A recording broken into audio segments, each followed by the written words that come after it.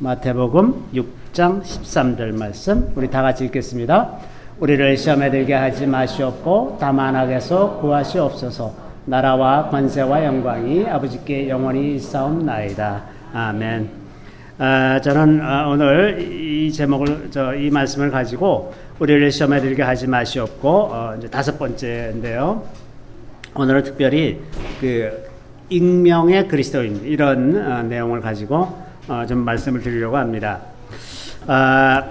20세기의 그 특징, 20세기라는 시대가 인류의 역사 속에서 좀 특별한 그런 의미가 있습니다. 왜 그러냐면 그 17, 18세기 이후로 산업화와 도시화가 진행이 되고 또 다른 한편으로는 이제 계몽주의 시대를 거치면서 사람들이 이제 다 많이 변하게 된 거예요. 그러니까 하나님을 경외하던 그런 데에서 점차 그 이성의 능력을 신봉하고 하나님이 과학기술의 발달과 더불어서 그 미래에 대한 낙관적인 전망이 생겨나면서 또 한편으로는 도시화가 되고 그러면서 그 이전 시대에 경험하지 못했던 새로운 방식의 관계들과 사상들이 이제 생겨나기 시작했습니다. 그래서 그 20세기는 그런 것이 이제 그 피크에 올라서 어떤 사회학적으로 보면 대중사회라고 하는 그런 시대가 도래하게 되었죠. 농경시대는 이제 그 동네에서 같이 농사를 짓건 목축을 하건 간에 동네에서 다 아는 사람들끼리 서로 살았기 때문에 그런 시대에서는 이제 그 정체성의 문제가 그리 복잡하지 않고 문제도 별로 되질 않습니다. 그런데 이것이 이제 익명의 사람들이 도시에 모여서 살다 보면 자기도 모르는 사이에 그 익명성 속에 자기 자신을 가두고 사는 거죠. 그거를 이제 편하게 생각하는 겁니다. 그러면서 한편으로는 내가 그런 익명의 존재로 도시 속에서 살아가지만 다른 한편으로는 다른 사람과 어떤 그 동일시되는 느낌, 그런 감정을 갖기를 원하기 때문에 다른 사람들의 생각이나 유행, 그런 것을 따르게 되는 거예요. 그래서 이제 20세기에 들어서 유행이라는 게 생겨납니다. 그 유행은 가령 그 옷 같은 것, 의복 같은 것도 이제 유행을 하게 되는 이유는 내가 그런 익명성 속에 살면서도 어떤 그 정체성에 대한 욕구를 약간 만족시키는 방식으로 다른 사람들의 유행을 따라가는 거죠. 그러니까 내가 전혀 다른 사람과 다른 방식으로 살면 그것이 뭔가 자기가 소외된 것 같고 자기의 가치가 없는 것 같은 느낌을 갖게 되니까 자연스럽게 그 다른 사람들이 하는데도 나도 그렇게 따라가고 이제 이러는 것들이 겉으로는 이제 유행으로 나타나고 그것이 또한 사상으로도 많이 이제 유행을 따라가죠. 그러니까 사람들이 어떤 생각을 하게 되면 그저 그것이 옳고 그름을 생각하지 않고 그대로 다 따라가는 그런 사조가 생겨나는 거죠. 그래서 이제 그 2차 대전이 일어날 때 이제 나치의 히틀러의 선동에 그 많은 사람들이 가장 이성적이라고 말하는 독일 사람들이 그 나치의 선동에 놀아나서 그 인류의 역사상 없었던 그런 끔찍한 일을 저지르는데도 불구하고 어떻게 해서 그 많은 사람들이 그것을 추종하면서 따라가느냐, 왜 그것을 저항하고 그렇게 하면 안 된다고 말하는 사람이 없이 다 그렇게 됐느냐. 그래서 이제 그것을 이제 연구했던 학자들이 많이 있었는데 그 중에 한 사람이 이제 그 에릭 프롬이라는 사람은 이런 대중사회적인 속성이 이제 그 자유에서의 도피하려는 그런 성향, 사람이 자기에게 주어지는 자유를 감당하지 못한다는 거예요.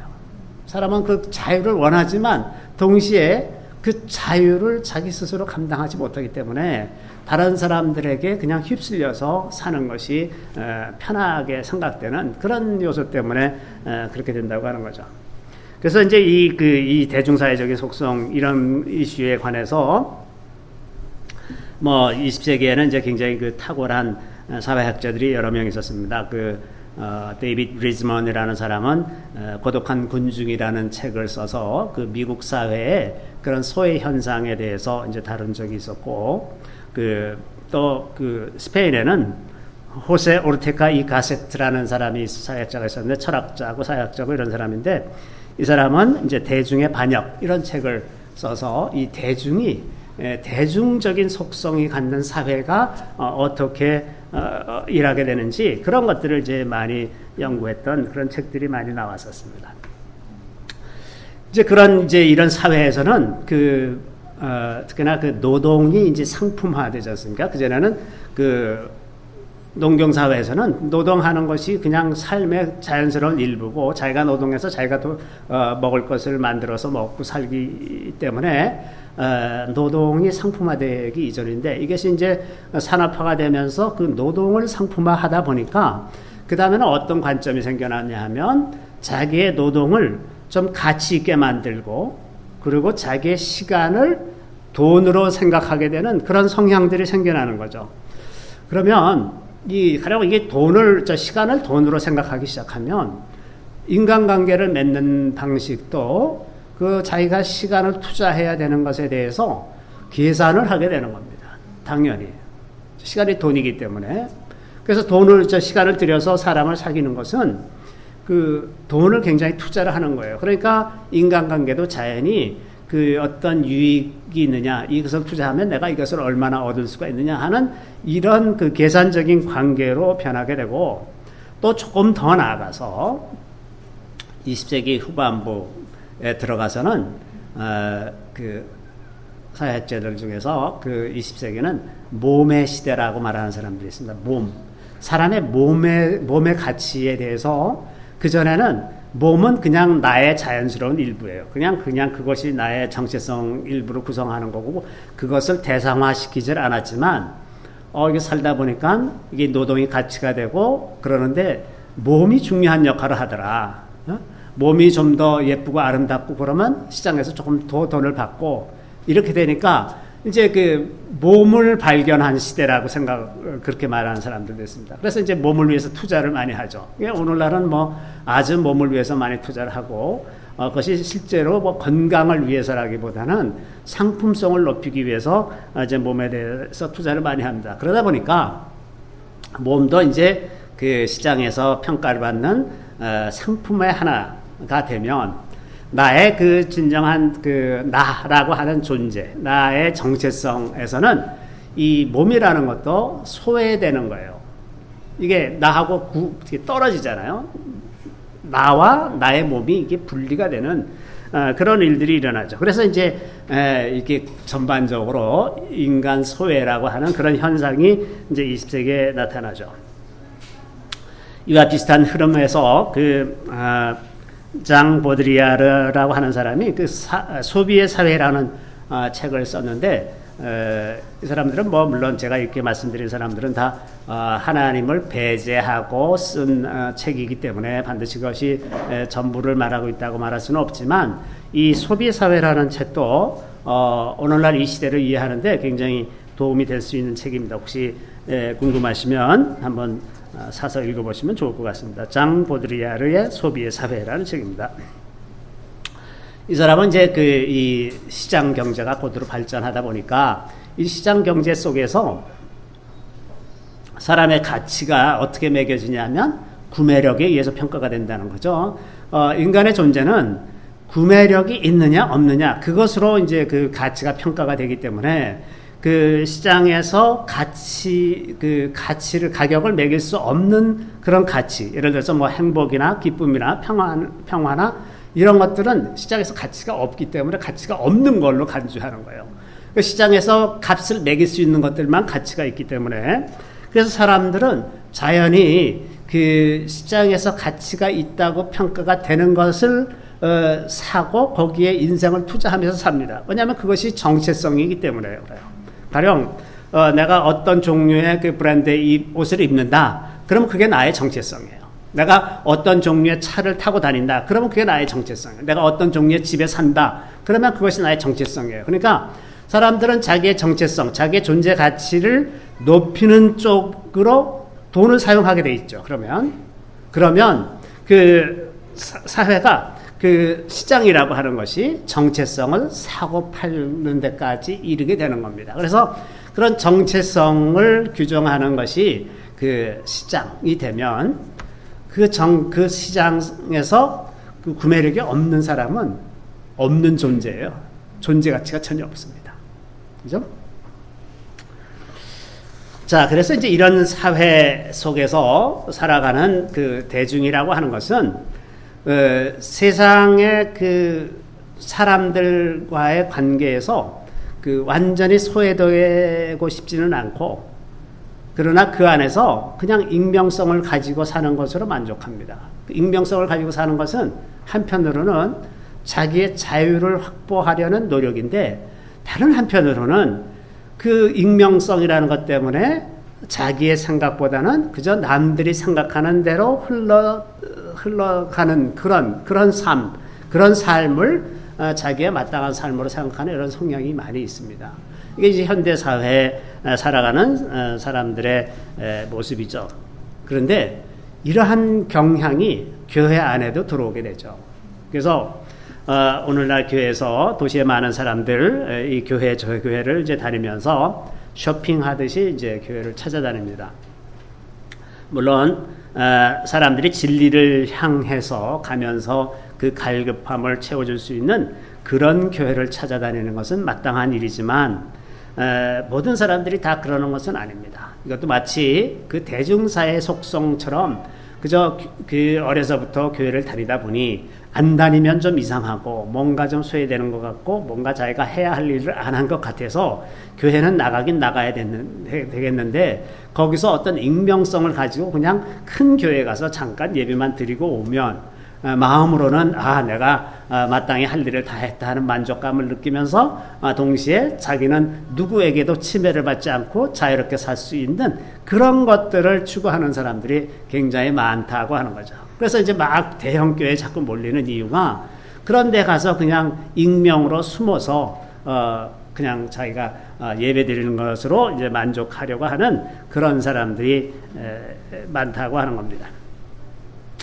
또 어떤 사람들은 이제 상처받기 싫어서 이제 사람들과 교회에서 교제하기 시작하면 자기가 원하지 않는 말을 들을 때도 있고 내가 원하지 않는 행동을 해야 될 때도 있고 원하지 않는 시간과 재물을 투자해야 할 때도 있고 그러다 보니까 그게 싫어서 그래서 그 상처받기가 싫어서 이제 그 공동체로 들어가지 않으려고 하는 그러는 성향들도 또 많이 있습니다.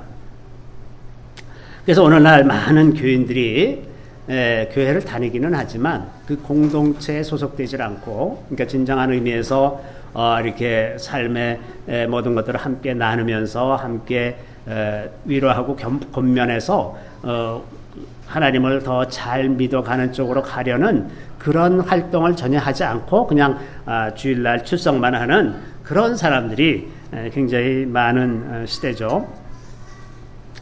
그런데 그 원인이 무엇이든지 간에 믿지만 공동체에 소속되기를 거부하는 그러한 태도는 사실은 굉장히 위험한 것입니다. 위험할 뿐만 아니라 우리를 시험에 빠지게 만드는 요소이죠. 그래서 오늘은 이제 구원의 그 공동체적인 성격에 대해서 다시 한번 좀 살펴보려고 합니다. 사람은 하나님께서 맨 처음에 이제 인간을 지으실 때 공동체적인 존재로 지으셨습니다. 이러한 것은 하나님도 성부 하나님, 성자 하나님, 성령 하나님 이 삼위 하나님 안에 있는 그 공동체적인 성격이 있습니다. 그러니까 하나님의 존재 자체가 어떤 공동체적인 그 존재로 존재하고 있다고 하는 겁니다. 그래서 하나님께서 사람을 지으실 때도 남자와 여자로 지으셨어요. 그죠? 남자와 여자를 만드셨습니다. 그러니까 남자 혼자 못 있고 여자 혼자 못 있게 그렇게 지으셨죠. 남자 혼자서 아기 못 낳고 여자 혼자서 아기 못 낳고 같이 있어야만 그 다음에 뭐가 이루어지는 이런 식으로 지으신 거죠. 자, 그래서 하나님께서 이제 여자를 지으실 때 그 돕는 배필을 지으리라 그러셨잖아요. 돕는 배필. 제가 몇 번 말씀드렸지만은 이 돕는 배필이라고 말씀하실 때 이 단어가 히브리어로 에체르라고 하는 단어인데 이 에제르라고 하는 히브리어는 성경에서 강한 자가 약한 자를 도울 때 쓰는 단어라고 말씀드렸었죠. 그러니까 그 돕는 배필 그러면 뭔가에 있어서는 여자가 더 강하다는 거예요. 여자가 더 능력이 있다는 겁니다. 남자를 돕는 데 있어서 여자가 이제 훨씬 더 능력이 있는 그런 부분이 있다고 하는 겁니다. 자, 남자들은 대체적으로 그 신체적으로 여자보다 강하죠. 대체로 힘이 좀 셉니다. 뭐 요즘에는 힘센 여자들도 많이 있어서 조심해야 되지만은 대체로는 하여튼 일반적으로 신체적으로 여자보다 강하고 그 남자들은 여자에 비해서 그 특징이 전체적인 그림을 더 잘 본다는 거예요. 여자들은 그 디테일한 거에 강하다면 남자들은 전체적인 그림을 잘 보고 그 다음에 남자들이 그 원칙과 질서를 세우고 그것을 준수하는데 더 능합니다. 여자들은 그때 이렇게 저렇게 적응하다 보면 나중에 보면 원칙도 없고 질서도 없고 지 마음대로 막 하게 돼요.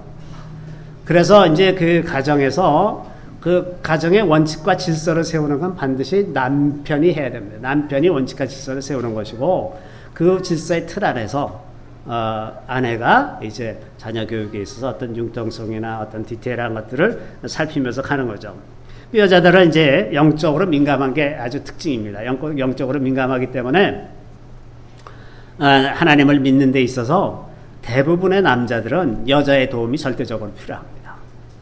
그 여자가 있어야 남자들이 그 영적으로 하나님께 가까이 가는데 큰 도움을 얻을 수가 있고, 그 다음에 이제 여자들은 또 이제 그 멀티태스킹이 가능하고 또 이제 세밀하게 그 자녀들을 돌보는 일이 강합니다. 그래서 남자와 여자는 이렇게 그 맨 처음에 만들어지실 때부터 좀 다른 존재로 만들어졌기 때문에 서로 보완해서 살아야 그것이 완벽한 모습을 만들어낼 수가 있다고 하는 겁니다.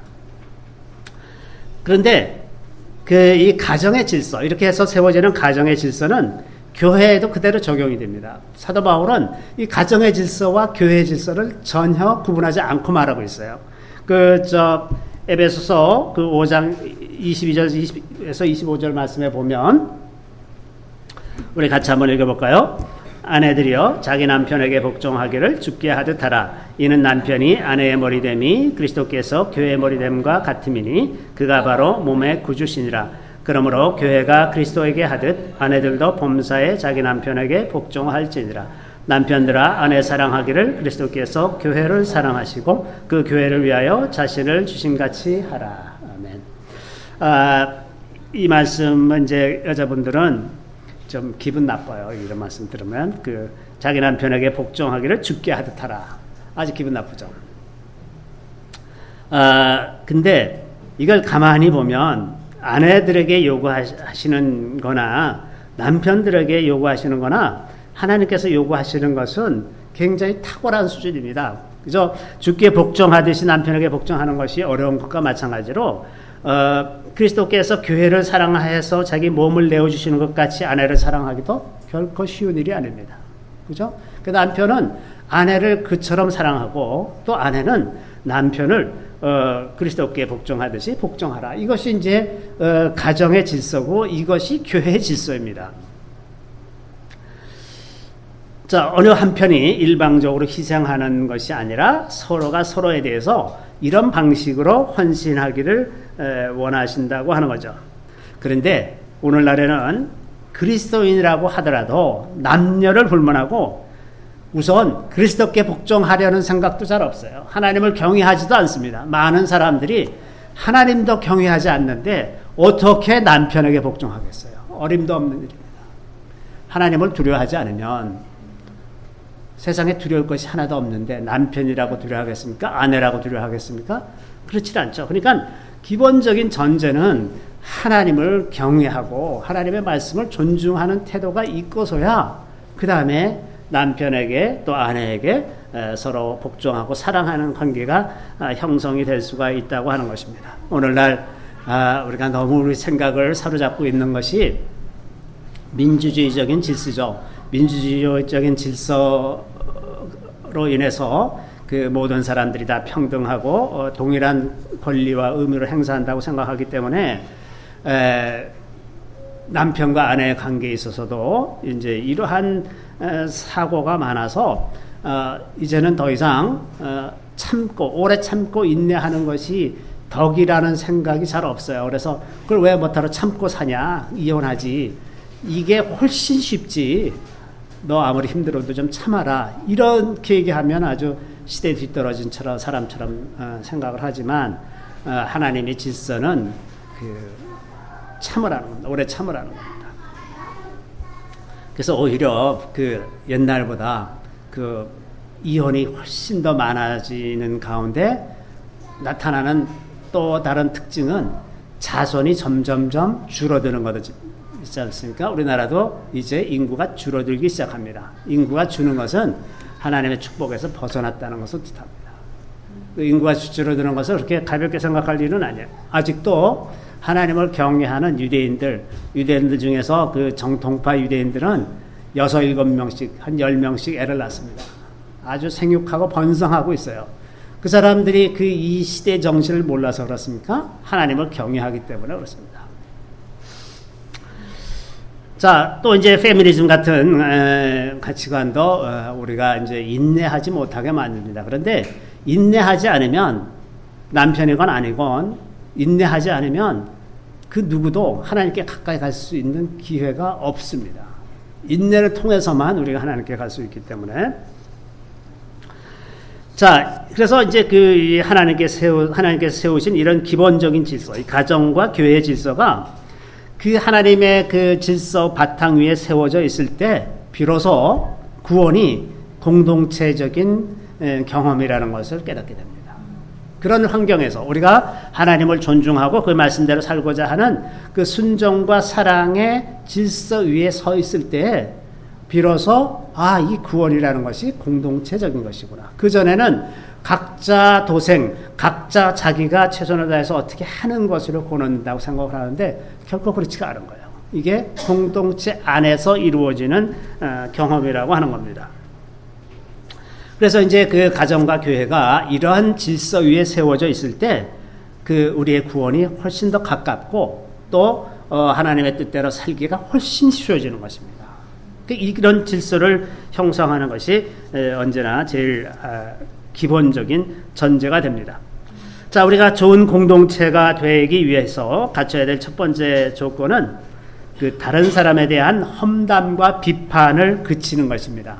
많은 사람들이 교회에서 상처받는 것 중에 하나는 이렇게 어떤 얘기를 이제 꺼냈는데 그것을 이제 동네방네 다니면서 다 얘기를 하고 다녀가지고 그 얘기가 돌고 돌아서 이제 자기에게로 다시 돌아오면 그것이 사람의 마음에 큰 상처가 되잖아요. 그래서 서로 믿고 작은 우리 가령 소그룹 안에서 얘기했다거나 우리 전체 안에서 얘기했다고 그럴 때 그런 얘기를 좋은 얘기건 나쁜 얘기건 가능하면 다른 사람들에 관한 이야기는 하지 않는 것이 제일 좋습니다. 하지 않는 것이 제일 좋고 혹은 기도 부탁을 하기 위해서 그런 얘기를 할 때는 꼭 필요한 수준에서 지혜롭게 꼭 필요한 수준에서 이야기를 해야죠. 자, 이런 경향들이 특히나 이제 구원이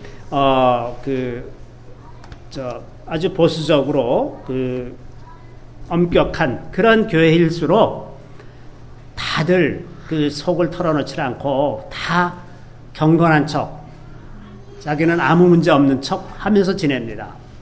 털어놓으면 그것이 이제 다 소문이 나가지고 자기는 아주 형편없는 사람으로 인정받게 되기 때문에 얘기를 잘 안 하거든요. 그래서 다들 경건한 척하고 살면서 속은 다 썩어 문드러지는 그런 교회들이 얼마든지 많이 있습니다. 그래서 남들에 대해서 왈가왈부하지 않는 것, 이것이 너무나 기초적인 것이지만 잘 지켜지지 않는 것 중에 하나죠. 두 번째는 우리가 이제 공동체에 대해서 과도한 기대나 환상을 갖지 않는 것입니다. 종종 초대교회가 가지고 있었던 그 아름다운 모습, 소유를 다 팔아서 서로 필요에 따라 나누고 항상 주님을 경배하고 찬양하며 기뻐하는 그러한 사도행전 2장에 기록되어 있는 원시교회의 모습을 어떤 공동체 이상으로 생각해서 우리 공동체도 그렇게 되었으면 좋겠다. 오늘날에도 그런 것을 추구하는 사람들이 많이 있어요.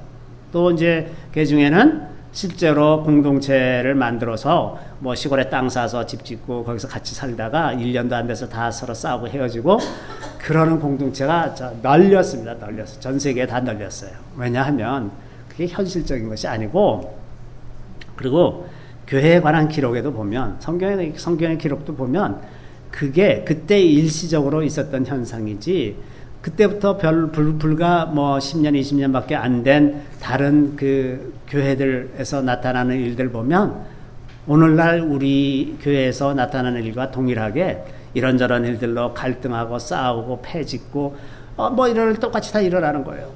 근데 그것을 어떤 이상으로 생각해서 자꾸 그것을 시도를 하는데 그것은 별로 좋은 일이 아닙니다.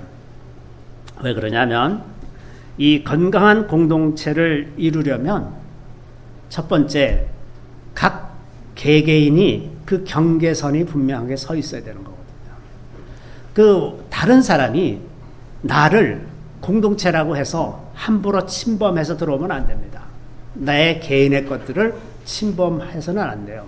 이것은 왜 그러냐 하면 하나님께서도 우리를 그렇게 인격적으로 대하시질 않기 때문에 그래요.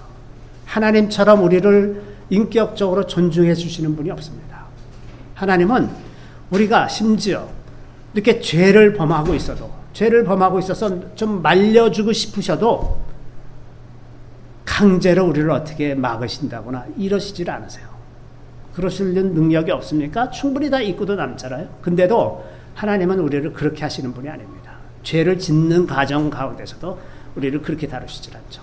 결코 우리를 강제적으로 다루시지도 않고, 또 제가 사람들을 위해서 기도하면서 이런저런 말씀도 받고 그런 과정에서 보면 주님은 우리에게 말씀하실 때 정말 젠틀하게 하세요.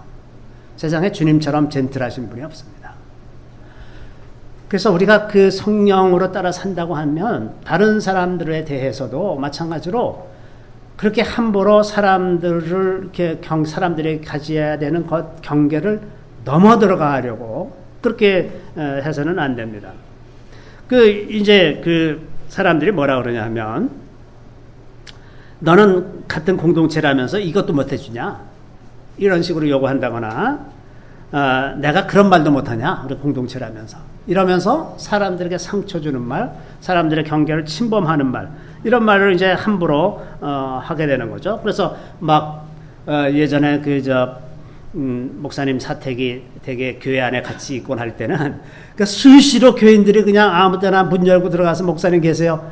아니 그럼 목사님은 도대체 어떻게 사시라고 그럽니까? 그게 말이 안 되지 않습니까? 아무리 훌륭한 목사라고 하더라도 그 경계를 존중해 주고 그 인격적으로 살 수 있도록 그걸 해줘야지. 아니 목사가 그것도 못해? 그러면서 그냥 아무 때나 밀고 들어가고 한밤중에 들어가고 막 이게 안 되잖아요. 이렇게 하면 안 되는 거죠. 그러니까 이 건강한 공동체를 유지하기 위해서는 그 경계선을 잘 지켜줘야 된다는 것, 서로가. 자, 그 다음에 이제 우리가 그 공동체를 이루기 위해서 바울이 이야기하는 바가 있습니다. 여기 이제 갈라디아서 5장 2절부터 5절에 있는 말씀, 이런 말씀을 우리가 같이 한번 좀 봤으면 좋겠는데요. 우리 다 같이 한번 읽어보겠습니다. 너희가 짐을 서로 지라. 그리하여 그리스도의 법을 성취하라. 만일 누가 아무것도 되지 못하고 된 줄로 생각하면 스스로 속임이라. 각각 자기의 일을 살피라. 그리하면 자랑할 것이 자기에게는 있어도 남에게는 있지 아니하리니 각각 자기의 짐을 질 것이라. 자, 여기 두 가지 이야기가 같이 나오는데, 첫 번째는 짐을 서로 지라는 겁니다. 상대방의 공동체 안에 있는 사람들의 짐을 서로 지라는 것. 짐을 서로 지는 것은 뭐 경제적인 것, 무슨 뭐 영적인 것, 혹은 정서적인 것, 이런 모든 그 인생의 무거운 짐들, 우리가 감당하기 어려울 때에 그 짐을 서로 나눠지라는 거죠. 슬픈 일을 당하면 그 슬픔을 같이 나누고, 기뻐할 땐 같이 기뻐하고, 또 어려울 땐 서로 도와주면서 이렇게 지는 것이 이제 서로 짐을 지는 것인데, 그 다음에 이제 뭐라고 얘기하냐면, 만일 누가 아무것도 되지 못하고 된 줄로 생각하면 스스로 속임이라. 어떤 사람들은 나는 이럴 만한 그 보상을 받을 가치가 있는 사람이야 나는 그동안에 수고하고 헌신을 많이 했기 때문에 이러한 대접을 받을 만해 라고 생각하면 스스로 속이는 것이다. 그렇게 생각하지 말아라. 그러면서 각각 자기 일을 살피라. 그 각각 자기 일을 살펴봐서 너 스스로가 생각하기에 이거 참 내가 잘했어. 내가 이 사람들에게 이렇게 해준 건 참 잘한 거야. 그거는 너 자신에게만 자랑하는 거죠. 너 참 잘했다. 자기 자신을 칭찬하는 데는 사용할 수가 있지만 그것을 가지고 내가 너한테 이렇게 해줬으니 너도 나한테 이렇게 해줘야 되지 않니? 이런 얘기 하지 말아라 하는 겁니다.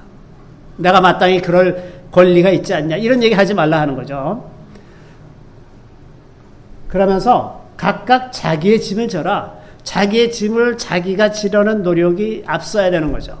그런데 어떤 일들은 자기 혼자 지기 어려운 짐들이 있는데 그럴 때 같이 나눠서 지는 것이지 자기는 그냥 이런저런 이유 때문에 나는 연약하고 나는 불쌍하고 나는 이렇기 때문에 도움을 받아야 돼 라고만 생각하는 것도 잘못이고 혹은 내가 뭐 이런 많은 헌신을 했기 때문에 도움을 받아야 돼 이런 것도 잘못이고 또 반대로 나는 도움을 주기는 하겠지만 절대로 도움을 받지 않아 이런 것도 잘못된 생각이다 하는 겁니다. 공동체는 도움을 줄 때도 있고 받을 때도 있고 그런 거죠. 우리 인생에 살아갈 때도 우리 인생에서 어떤 때는 우리가 가장 병들어 있어서 누워서 꼼짝 못하고 있을 때는 도움을 받을 수밖에 없어요. 그렇지 않습니까? 그런 것처럼 우리가 이 도움을 받을 때도 있고 줄 때도 있고 이런 것 속에서 사는 것인데 다만 자기가 할 일은 자기가 먼저 하고 그 다음에 혼자 지기 어려운 짐들을 지는 것이다 하는 겁니다. 자, 우리 이렇게 해서 경계선이 좀 더 분명해지면 상처받을 일들이 줄어들죠. 사람마다 차이가 있습니다. 어떤 사람들은 자기의 경계를 좀 넓게 잡고 있는 사람도 있고 어떤 사람은 좀 좁게 잡고 있는 사람들도 있어요. 넓게 잡고 있는 사람들은 아주 사소한 일에도 조금만 누가 침범한다 싶으면 이제 발끈하는 경우도 있고 어떤 사람은 그렇지 않아요. 근데 그걸 다른 사람들이 다 알 수가 없지 않습니까? 그 개인차를 다 알 수가 없어요. 그러니까는 어느 정도는 우리가 공동체 안에서 살다 보면 서로 불편하게 만드는 요소들이 생길 수가 있습니다. 생길 수가 있어요. 근데 이 사랑이라고 하는 것은 원래 상처받는 것을 포함하고 있어요. 사랑을 하는데 상처를 안 받고 할 수 있다. 그거는 꿈 같은 얘기죠. 그런 일은 전혀 일어나지 않습니다. 사랑을 하면 반드시 상처받는 일도 생겨납니다. 왜냐하면 사람이 하기 때문에 사람이 불완전해서 우리가 사랑을 하려고 해도 상처를 받고 사랑을 받으려고 하더라도 상처를 받습니다. 또 받으려고 하는데 상처 주기도 하고 그래서 관계를 맺는 모든 관계 속에는 상처를 어느 정도 주고받는 일이 있기에 마련이죠. 그런데 그 상처라는 것을 곰곰이 들여다보면 그 상처들이 되게 내 안에 있는 어떤 문제들, 어떤 연약함을 드러내는 거죠. 남들은 동일한 문제에 대해서 전혀 불쾌하게 생각하지 않는데 나는 그걸 불쾌하게 생각한다거나 이러면 내가 무슨 문제가 있는 거예요. 제가 키가 작지 않습니까? 그러니까 누가 나보고 너는 왜 이렇게 키가 이렇게 작고 이렇게 못생겼냐? 그래도 저는 그게 평생 살면서 한 번도 키 작은 것 때문에 문제가 됐었던 적이 없었기 때문에 아무리 그런 사람들이 얘기하든 저는 전혀 상처가 안 됩니다. 근데 어떤 사람들은 내가 좀 키가 정말 좀 컸으면 좋겠는데 우리 부모님이 나를 왜 이렇게 만드셨나? 그래서 그게 그 마음의 열등감으로 있는 사람한테 너는 왜 이렇게 키가 작냐? 그러면 상처가 되잖아요. 그죠? 그러니까 동일한 사건이라도 그것이 어떤 사람들에게는 그것이 되기도 하고 안 되기도 하고 이렇게 되는 거죠. 그런데 그것을 통해서 우리가 깨닫는 바는 내가 뭐 그걸 왜 그 상처라고 생각할까? 그 하나님께서 나를 그렇게 지으셨는데 라고 돌아볼 수 있는 기회가 생기지 않습니까? 그래서 공동체 안에서 서로를 비춰보는 거울이 돼가는 겁니다. 그러니까 그런 말을 통해서 내 안에 있는 문제들이 드러나는 거예요.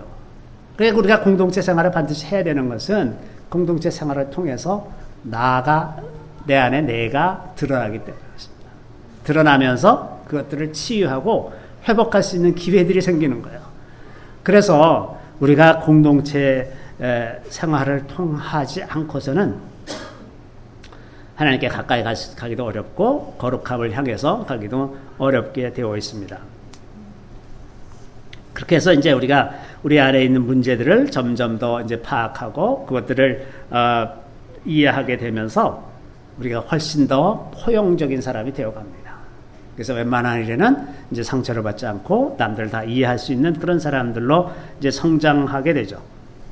자, 그렇기 때문에 이제 우리가 서로 섬기는 공동체, 그러니까 그 익명으로 살 것이 아니라 그 공동체 안에서 살아갈 때 그 서로 섬기는 공동체가 되기 위해서 가장 첫 번째 전제조건은 우리가 다 하나님을 경외하고 그 말씀을 존중하려고 하는 그 태도, 그것이 이제 전제조건이 되면, 그러면 자연스럽게 그 안에서 사는 삶이 서로 섬기는 삶이 되는 겁니다. 어떤 의도를 가지고 하는 것이 아니라 그냥 자연스럽게 사는 과정이 섬기는 과정이 되죠. 왜냐하면 사람이 다른 사람을 이제 돕고자 할 때, 그런 마음이 있을 때, 어떤 사람들은 다른 사람들의 정서적인 변화나 어떤 그 신체적인 변화를 굉장히 민첩하게 관찰하는 사람들이 있어요. 그래가지고 금방 가서 적절한 그 위로의 말을 한다거나 뭐 어떤 선물을 준다거나 이렇게 해서 그 마음을 굉장히 금방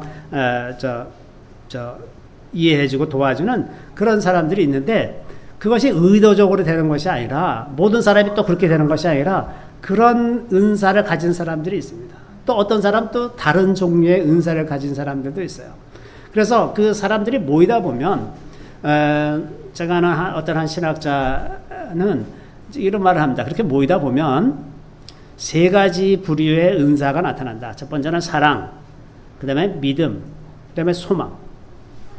이 세 가지 부류의 은사가 나타나는데, 어떤 사람들은 굉장히 사랑의 말을 혹은 사랑의 행위를 잘 해서 사람들이 와서 굉장히 그 따뜻한 느낌을 이제 받도록, 그렇게 도움을 받도록 하는 그런 사람들이 있는가 하면, 어떤 사람들은 다른 사람들의 그 믿음을 격려하는데 아주 능한 사람이 있다는 거예요. 그런 사람들은 아주 그 적절한 말을 전해줘서 사람들의 믿음을 격려하고, 어떤 사람들은 또 그 소망의 말을 잘 해주는 사람이 있다는 겁니다. 그래서 아주 낙심하고 이런 사람들이 그 사람 말을 듣고서 다시 힘을 내고, 그래서 이제 그 은사들이 한 사람에게 모든 은사가 있는 것이 아니라 이런 은사들이 있는데, 그 사람들이 의도적으로 애써서 그렇게 되는 것이 아니라 그 은사들을 가진 사람들은 그냥 자연스럽게 그게 되는 거예요. 그러니까 하나도 힘들지가 않습니다. 그래서 자연스럽게 서로 하다가 보니까 그냥 교회가 저절로 이제 성장하게 되는 거죠. 그래서 대부분의 그 자연적인 은사는 하나도 힘들이지 않고 할 수 있는 일들이에요. 그게 은사입니다. 근데 남들에게는 없고 자기에게는 있는 거예요. 그래서 어떤 데는 오히려 이거는 은사도 아니라고 생각하는 사람들이 있어요. 자기 비하입니다. 그게 다 은사입니다. 남들에게 없는 은사가 자기에게는 있어요. 그런 것들이 있고, 그 다음에 이제 때때로 이제 초자연적인 은사도 있죠. 뭐 병을 고친다거나, 귀신을 쫓아낸다거나, 뭐 예언한다거나, 영을 분별한다거나, 이런 초자연적인 은사도 다 그냥 섬기기 위해서 주신 것이고, 자기 자신을 위해서 주신 것이 아닙니다. 그래서 그 은사, 이런 어떤 그 자연적인 은사이건 초자연적인 은사이건 간에 그 은사들을 통해서 서로 섬기는 것이 그냥 애쓰고 힘들게 하는 것이 아니라 그냥 자연스럽게 이루어지는 것. 그것이 공동체라고 하는 것입니다. 자, 그렇기 때문에 우리가 이제 그 구원이 공동체적인 경험일 수밖에 없는 것이고, 그래서 우리가 교회에서 익명으로 지내는 것은 굉장히 위험한 일입니다. 자, 우리가 교회 안에서 이런 익명성을 벗어나서 공동체를 형성하고 가고자 할 때 그 방향성이 있죠. 방향성은 이것입니다. 에베소서 4장 11절부터 있는 말씀인데, 우리 같이 한번 읽어보겠습니다. 그가 어떤 사람은 사라도, 어떤 사람은 선지자로, 어떤 사람은 복음 전하는 자로, 어떤 사람은 목사와 교사로 삼으셨으니 이는 성도를 온전하게 하여 봉사의 일을 하게 하며 그리스도의 몸을 세우려 하심이라. 우리가 다 하나님의 아들을 믿는 것과 아는 일에 하나가 되어 온전한 사람을 이루어 그리스도의 장성한 분량이 충만한 데까지 이르르니, 이는 우리가 이제부터 어린아이가 되지 아니하여 사람의 속임수와 간사한 유혹에 빠져 온갖 교훈의 풍조에 밀려 요동하지 않게 하려 함이라. 오직 사랑 안에서 참된 것을 하여 범사에 그에까지 자랄지라. 그는 머리니 곧 그리스도라. 그에게서 온몸이 각 마디를 통하여 도움을 받음으로 연결되고 결합되어 각 지체의 분량대로 역사하여 그 몸을 자라게 하며 사랑 안에서 스스로 세우느니라. 아멘. 자, 하나님께서 교회 안에 여러 직분들을 주셨는데 이렇게 직분을 주신 이유는 성도를 온전하게 한다는 것은 훈련시킨다는 뜻입니다. 하나님의 말씀으로 훈련하는 것을 말합니다. 훈련시키고 그 다음에 훈련시켜서 봉사일을 하게 하며 되어 있는데 봉사일은 섬기게 하는 거죠. 훈련해서 섬기게 하고 그래서 그리스도의 몸, 교회를 세워가는 것입니다. 자, 그렇게 하면 어떤 과정을 거쳐가게 되냐면 하나님의 아들을 믿는 것과 아는 일에 하나가 되는 것. 이것이 중요합니다. 믿음과 같은 믿음, 주님 하나님에 대한 예수 그리스도에 대한 성령에 대한 소망에 대한 이런 것들에 대한 그 한 믿음, 한 생각을 갖게 되는 거죠. 그러면 그것이 온전한 사람이 이루어 그리스도의 장성한 분량이 충만한 데까지 그렇게 가게 됩니다. 그러면 이제 흔들리지 않고 요동하지 않고 그리스도께로 계속해서 성장해 나갈 수 있도록 그렇게 되는 거죠. 그래서 이렇게 이런 방향을 가지고 우리가 마치 그리스도의 장성한 분량이라고 하는 것은 우리가 살아가는 것이 예수처럼 사는 걸 말하는 거죠. 결과적으로. 목표가 뭐냐? 예수처럼 사는 것이다.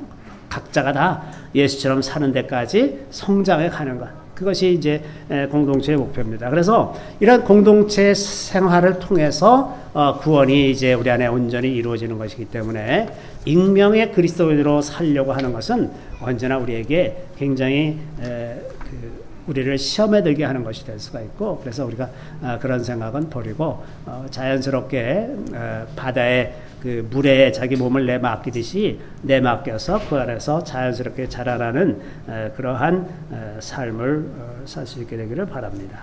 잠시 기도하겠습니다. 우리 주님을 찬양합니다. 주께서 우리를 사랑하셔서 자기 몸을 버리시고 십자가 달려 돌아가셨다가 부활하심으로 우리에게 산소망을 주시고 우리로 그리스도 안에서 공동체를 이루게 하시고 그 공동체 안에서 구원을 경험하며 그리스도께로 가까이 갈 수 있도록 허락하시니 주님 참으로 감사드리옵나이다. 우리가 이 공동체 안에서 더 견고하여 주고 주님 흔들림 없게 세워지게 하여 주셔서 우리의 삶에서 그리스도가 온전히 드러나는 삶을 살게 하여 주시며 주께서 저희 각 개인과 우리 공동체를 통해서 하시고자 하는 일들을 온전히 이루어 주님 앞에 설 때 잘했다 칭찬 듣는 우리 모두가 다 되게 하여 주시기를 우리 구주 예수 그리스도의 이름으로 감사하며 기도드리옵나이다. 아멘.